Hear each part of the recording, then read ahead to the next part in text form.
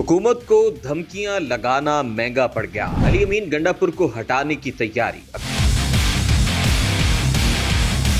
अक्टूबर में बड़ा झटका, इमरान खान ने बैरिस्टर गौहर को ओहदे से फारिग कर दिया तो मुखालिफिन ने अली अमीन गंडापुर की छुट्टी करवाने की ठान ली। जो हो रहा है अब शायद कोई बड़ी तब्दीली आएगी। क्या होने वाला है, किसको नुकसान होगा, सहाफी अंसार अब्बासी ने खबरदार कर दिया।